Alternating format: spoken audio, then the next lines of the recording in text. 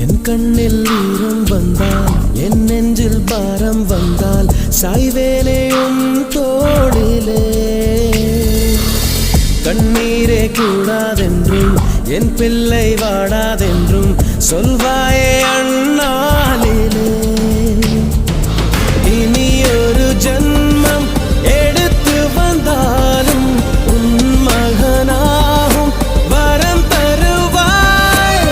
உன் வீட்டு சின்ன குயில்